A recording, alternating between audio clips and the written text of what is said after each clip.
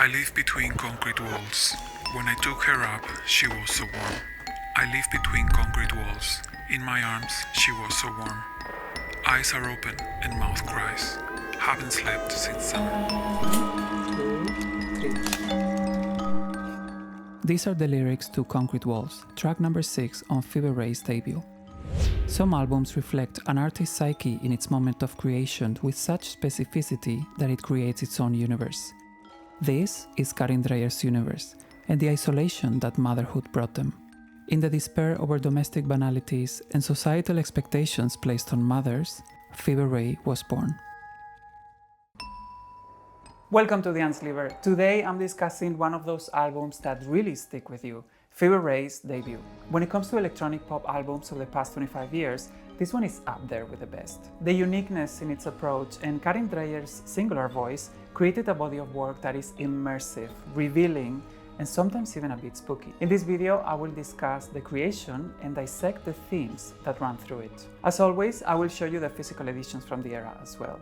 If you don't know my channel, I do album deep dives, rankings, and vinyl reviews. And this video is part of a series that has already covered albums by Goldfrapp, Whitney Houston, and Brandy. So make sure to check them out if you enjoyed this one.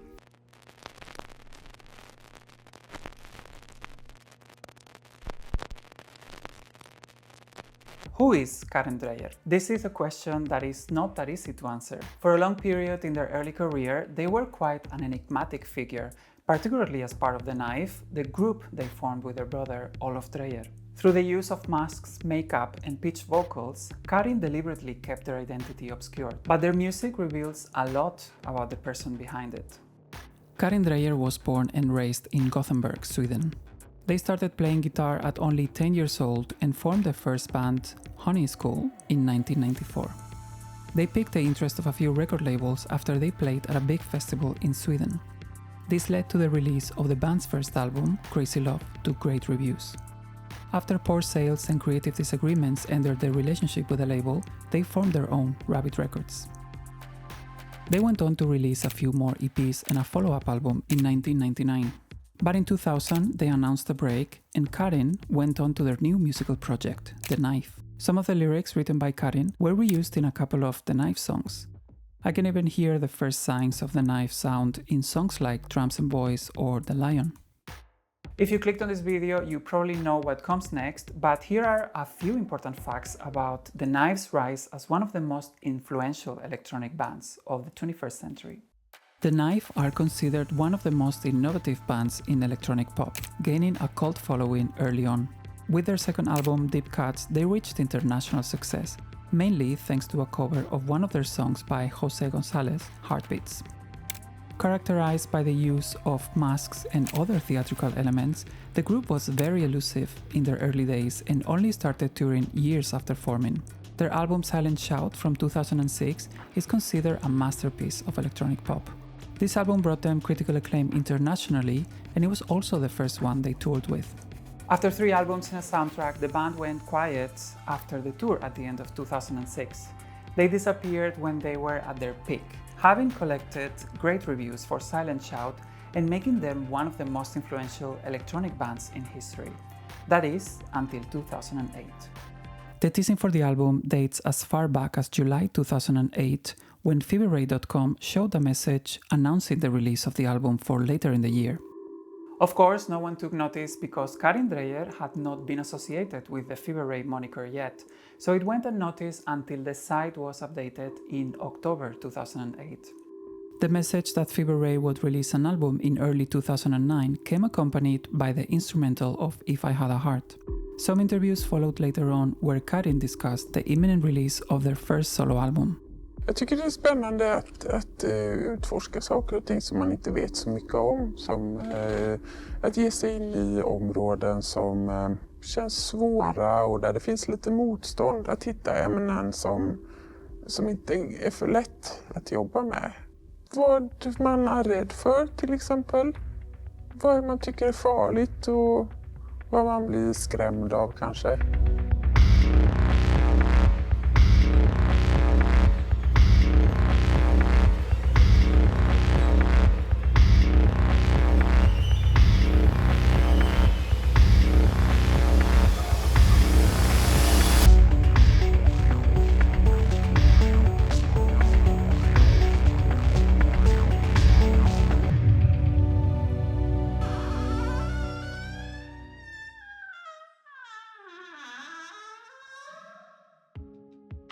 The first track on the album, and also the first single, If I Had a Heart, arrived in December of 2008, and it was released to critical acclaim. The song was written by Phoebe Ray and co-produced by Christopher Burke, who had already collaborated with them as a mixing engineer in The Knives' Silent Shout. The track is hypnotic and produced using both analog and electronic techniques. Karin said that they created the pulsating production by sampling and looping an acoustic guitar. The lyrics follow the same principle as The Knife, simple lyricism that evokes rather than explains. With If I Had a Heart, people at first weren't sure what it was about, and I have even read online interpretations such as the song being about death or about addiction. But Karin's personal circumstances during the creation of the album reveal a bit more about what these songs are about. Shortly after the Silent Shout tour, Karin gave birth to their second child. In the press release for the album, they said the following: "Half of what the songs are about is the subconscious, ideas of things happening. A lot of it is like daydreaming, dreaming when you're awake, but tired. A lot of stories come from that world. I try to write when I'm in that state. I'm very bad at remembering later, so I have to do it right away." In the same interview, they also said many of the songs in the album are about anxiety and depression. So I think it's fair to assume the album as a whole is about postnatal depression. It goes beyond that, but I will discuss that later. With this in mind, it contextualizes If I Had a Heart as a song about an exhausted parent in a state of despair, trying to keep up with the unrelenting demands of having a newborn. At least that's my interpretation. The album arrived at the end of March and it received critical acclaim. Karin promoted it extensively and talked in interviews about a lot of different aspects of its creation. They cited musical influences such as Tomahawk's album Anonymous, which is based on Native American compositions. They said that it influenced a lot of the tempo for the album and the drum production. Listening to Anonymous' opening track, War Song, one can draw a direct line to If I Had a Heart. The album is worth a listen if you're curious. The Native American influence also affects the visuals, thanks in part to the other big reference for the album, Jim Jarmusch's film Dead Man, and its parent soundtrack, scored by Neil Young. The movie is a surrealist western that tells the story of William Blake, who befriends a Native American man called Nobody. My name is Xebiche. He who talks loud, say nothing. He who talks... I thought you said your name was Nobody. I prefer to be called Nobody. The film is slow, hypnotic, and highly textured, elements that Karin implemented really well on the album. The foreboding quality and minimalistic production of Phil Collins' music, and In the Air Tonight in particular, were also an influence. Other cited influences were African pop and Romani folk music, Miami Vice, Paul Wall's People's Champ Chopped and Screwed album, and Alphaville. That is certainly an unexpected mix of influences. The album was created in isolation and completely written, produced, and programmed by Karin themselves. They worked with Ableton Live and programmed all the instruments apart from the guitar. They enlisted Christopher Burke and Van Rivers and the Subliminal Kid as collaborators to complete the production. In an interview with Pitchfork, they explained why. So I had done most of the recording and the songs were written when I contacted these guys, but I definitely needed help with finalizing the tracks. Van Rivers and the Subliminal Kid changed most of my programmed sound into analog sound. They kept the programming of the beats and the arrangements, but they just switched the sounds into a lot of things that they recorded themselves as well. Christopher came up to my studio and sat down with the EQ filters and so on, but he also sent me small parts of things that he wanted me to put in the project. He sent me a file like, here are some congas, put them at 135. So they're very different ways of working, and then we mixed all four of us in an analog, old vintage studio in Gothenburg. One of my favorite things on this album is how intentional the vocal production is. Karin is not just pitching their voice as a stylistic choice, it helps enhance the specific mood and lyrics of the songs. There are moments when they sound almost demonic, others when they sound sweeter, and there is even room for sounding histrionic. This, alongside the musical production, brings the songs closer to their meaning. It is also worth noting that Karin, who identifies as gender fluid and non-binary, was already defying gender expectations with their vocal production. But the themes of the album go beyond postpartum depression. Motherhood made Karin reflect on their own childhood, their identity, and death. And when talking about Karin's work, politics are never far away. There is a sense of feminist rebellion running through these songs, uncomfortable tales about motherhood, unexpected spins on domestic life, and a direct challenge to a society that expected them to stop being anything other than a mother. I have a theory about the sequencing of this track list. I would say it is split into two halves. The first 6 tracks are the most claustrophobic of the bunch, in which Karin sings about being at home, caring about their children, trapped in a routine, and exhausted from lack of sleep.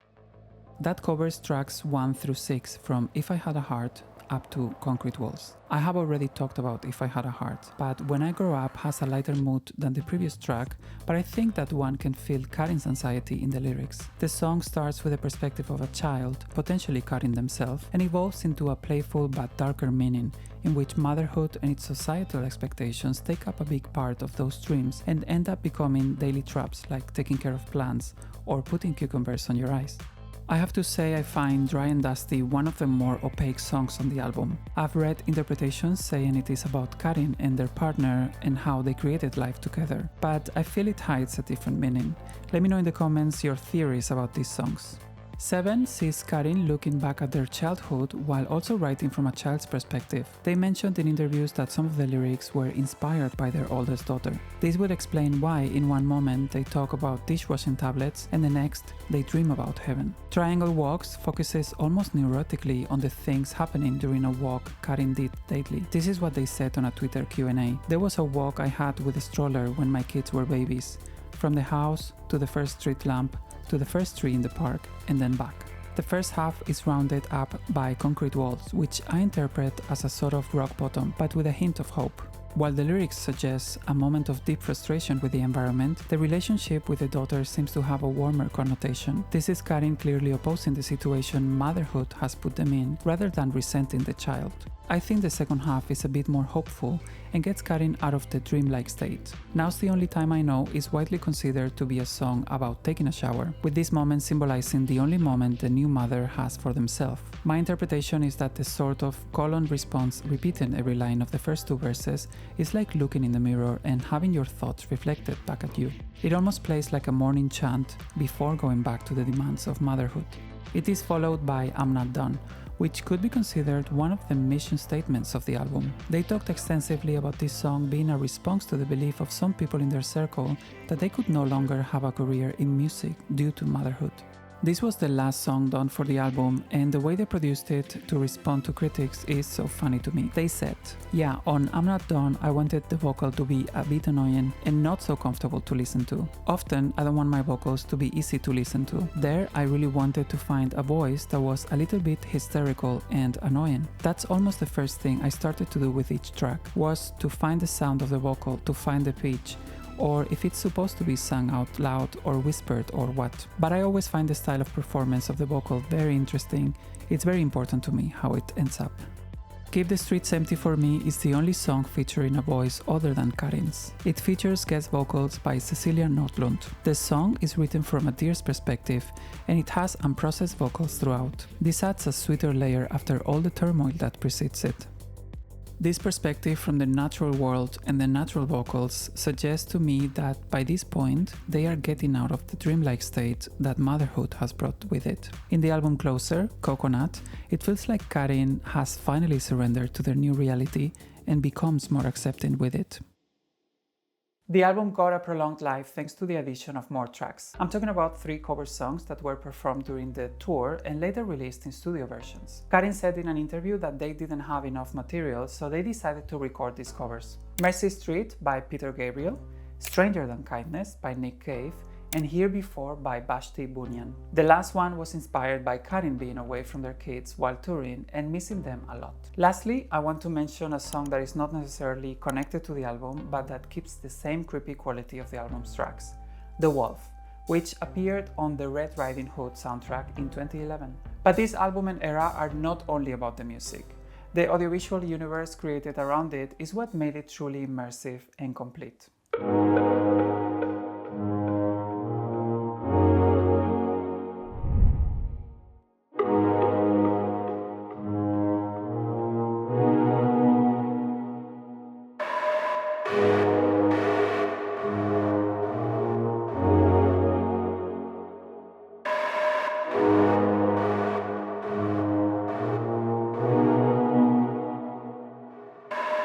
There was a very strong visual identity connected to the album, which expanded on the feelings of isolation, surrealism, and disembodiment present in the music. The artwork alone deserves its own mention. In it, we see Karin against a backdrop of old houses, cut trees, roots growing, and a restless sky.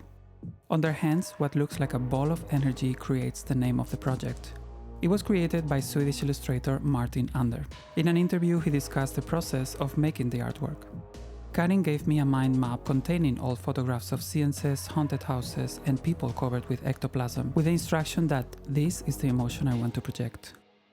The artwork for the album is reminiscent of the work of American cartoonist Charles Byrne, although Martin mentioned in the same interview that his influence is more rooted in the work that Swedish artist Hans Arnold did for ABBA. Martin's passion for skateboard art also fed into the work. Expanding on his work for all the artworks connected to the album, he said, "I wanted the images to link together, like a story. The motifs are mostly a result of coincidence, but there is a cohesion. All the images refer to each other, the lyrics, videos, and Phoebe Ray's private self. I like the idea that the cover is more than just an image." Following the Knives' tradition of covering their faces, Karin's image was obscured throughout pretty much the whole era, whether it be by makeup or big costumes. There were 6 music videos released from the album. The film Dead Man, the Jim Jarmusch surrealist western that was a key influence on the album, also shaped the visuals significantly, not just in the music videos, but in the photoshoots too. The If I Had a Heart music video is perhaps the one that pulls from this influence the most. It was directed by Andreas Nilsson and it was released on the 6th of January 2009. The video shows a reality in a state of suspension. Karin also mentioned this particular scene from the movie The Red Squirrel by Julio Medem as another inspiration point for the video. I can definitely see this in some of the costumes. Martin de Tura directed the music video for the second single, When I Grow Up. This is what he had to say about it. That initial idea was something about something coming out of water, something which was about to take form, a state turning into something new, and a double-headed creature not deciding which way to turn. But the idea had to take a simpler form, to let the song grow by itself. I remembered a photo that I took in Croatia 2 years ago, a swimming pool with its shining blue color in a grey foggy autumn landscape.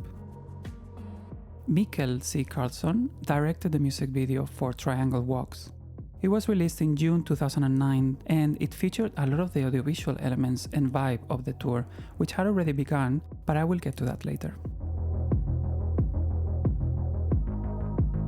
The 4th music video, 7, was directed by Johan Renck, who had previously collaborated with Karin for The Knives' Pass This On. But you might also know him for his work with Madonna, New Order, Kylie Minogue, or David Bowie. In later years, he directed the amazing HBO show Chernobyl. Johan Renck is also responsible for these amazing promo photos.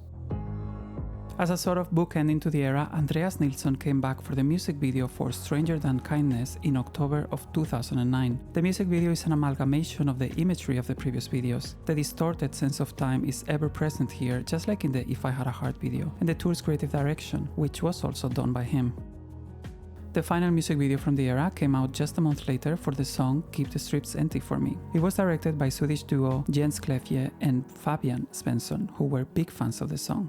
In an interview they said, Phoebe Ray and the song Keep the Streets Empty struck us immediately with its faithful sound, and images of abandoned suburbia began to grow in front of our eyes. We wanted to continue the journey that started in the former videos, and our ambition was to catch the feeling in a very direct and true way and create a video where dream and reality intertwine.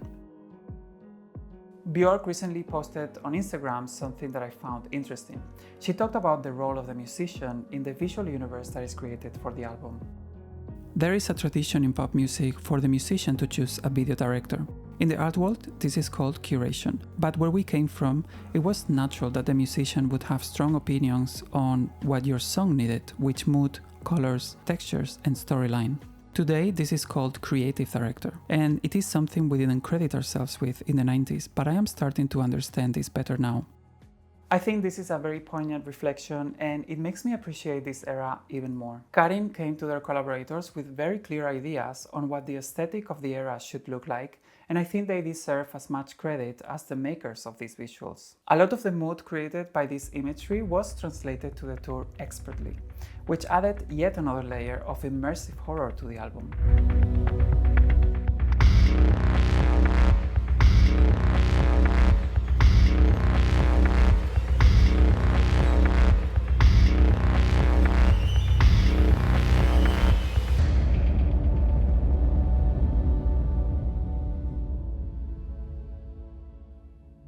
Fever Ray toured the album extensively throughout 2009, playing in North America and Europe.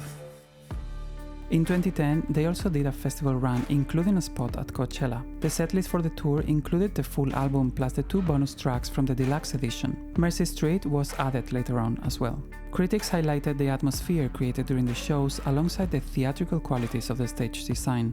Andreas Nilsson brought the album to life in collaboration with Karin Dreijer and said the following: "The album has a mixture of acoustic and electronic sounds, something hard and visionary combined with something that is more organic. I thought the live show should embrace that feeling.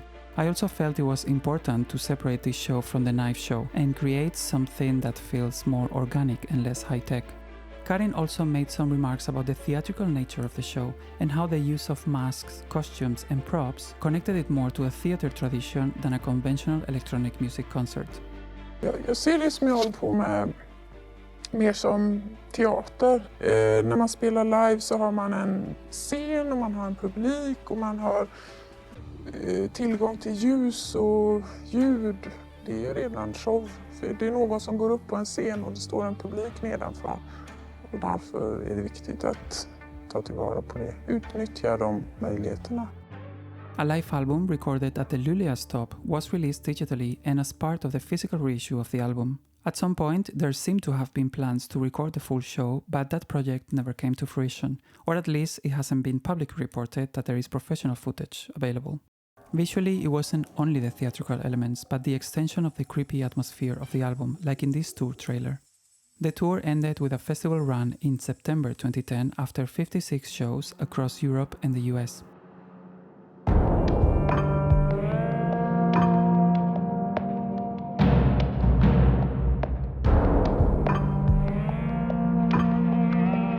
So what is the legacy of this album and era? I think the most obvious thing is how beloved it is. You can go on social media and see all the love that the album gets from music lovers all these years later. This is one of those times when critics and audiences coincided in their critical acclaim. I think each person probably connects to it in their own way. I personally discovered it in 2012 alongside the music of The Knife. It was so different to anything else I had ever listened to. It was atmospheric, immersive, surreal, and confusing, but it also felt warm and open to interpretation. I really appreciate when albums grow with you and you discover different elements with time. This is one of those albums for me. I also think if we were to group it with other albums about parenthood, this one stands on its own due to its approach to the topic. Postpartum depression is not a very touched upon subject in pop music, particularly in 2009 when social media was just beginning and therapy speak was years away from entering our everyday communication. Karin created an album about a topic that has historically been portrayed as positive and fluffy and introduced a different perspective that shows a more complex side to having kids. As far as who Fever Ray has influenced, I think that legacy might be a bit shared with The Knife, who were clearly very influential, so it's difficult to find an exact project or artist that has only been influenced by Fever Ray. At the end of the day, Fever Ray is different enough from The Knife, but I could see a song like Marble House, for example, fitting into this album sonically. But still, there are a few artists who could be named here. The first one is UK electronic musician Gazelle Twin. She declared in an interview with The Quietest that she created her project after seeing Fever Ray at Loop Festival in 2009. She said, "Their show reminded me how powerful and liberating costume is, and I became interested in the power of disguise, in altering my female form and covering my face. It's a particularly striking thing for a female singer to do in an industry where everything is image-based, and where you are normally expected to be fully revealed. I desperately wanted to talk to Karin backstage afterwards because I had an epiphany, but I was too scared to approach them." I can definitely hear the influence, and I highly recommend her albums The Entire City and Unflesh. Another one that comes to mind is one of their frequent collaborators, Planning to Rock. Although they share more of the sonic sensibilities of The Knife, their approach to vocal pitching to defy gender expectations is quite similar. I recommend their album W from 2011, which I feel takes a page from the universe Fever Ray built. They actually did an opera together called Tomorrow in a Year in 2010. Other artists who have cited them as an influence are Sky Ferreira, and the Deftones' Chino Moreno also loves this album, and he called it a new gothic group and complimented how dynamic Karin is with their voice. Finally, there is one particular song that has transcended the audience for this album or style of music. If I Had a Heart has been used in multiple movies and TV shows like Breaking Bad, Misfits, or more famously as the theme song for Vikings. When asked about their music being used for movies, they said they weren't sure where it's been used, but that they were disappointed about Thomas Alfredson not requesting licensing their music for Let the Right One In. It's a great film, I highly recommend it. The original Swedish one, not the US remake. I'm going to share my top 5 favorite tracks of the album, but first, here are some physical editions from the era. I have here 2 CD versions. One is the standard and the other one is the deluxe. They are both digipacks that fold out. Not sure what's the right terminology, but you can see what I mean. Both contain a DVD with music videos, exactly the same. Booklets are also pretty similar, although the one on my 2 CD copy has the pages messed up. The 3D deluxe includes the Live at Luleå recording.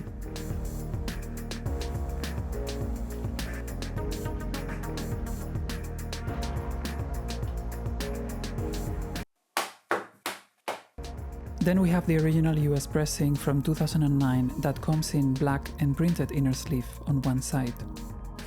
I am quite disappointed with the sound on this pressing. It's lacking a dynamic sound, which is essential for an album like this one. This is the wide reissue released in 2026, also pressed in the US. It comes with the same inner sleeve and also numbered out of 2,000 copies in huge handwritten numbers. Sound is once again quite disappointing, and it suffers from the same issues as the original pressing. I've read there is a pretty good sounding European repress from 2018, so I hope to get my hands on that one at some point.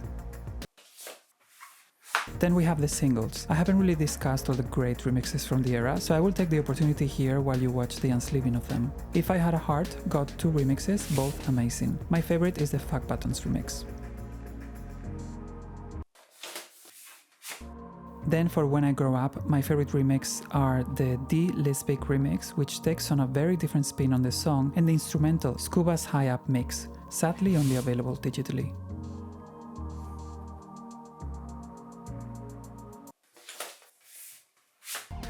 Possibly my favorite remix of the era is the Rex the Dog remix of Triangle Walks. But I also enjoy Taiga's 1 2 3 4 remix and the Spectre vocal mix, which is not available on vinyl.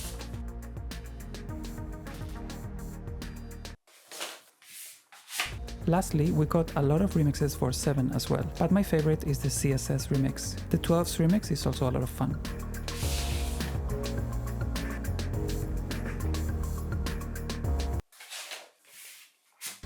There is also the great Now's the Only Time I Know JWoww remix that is not on streaming or vinyl, but you can find it on YouTube easily.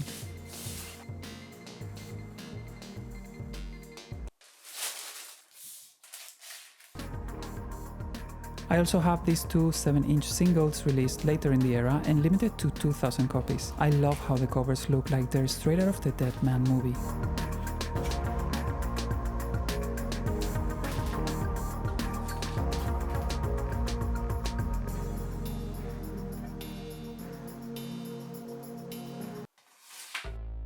If I had to pick a top 5 at the time of this video and including the 3 bonus tracks, I would place at number 5 Mercy Street. At number 4 would be Coconut.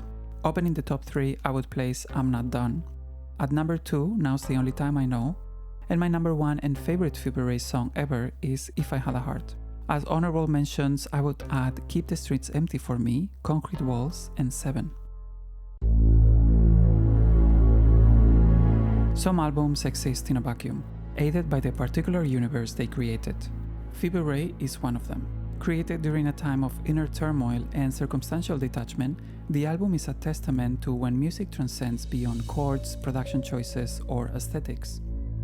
Its legacy and the mysterious world it inhabits have stayed frozen in time, yet keep evolving with it. A pretty rare feat for an album. That's all for today's video. I hope you enjoyed it, and if you did, check out my other videos and subscribe if you haven't yet. And a big thank you to everyone who keeps supporting my channel and continues to come back to watch and listen whatever I have to say. I really appreciate you all. Thanks for watching. See you next time.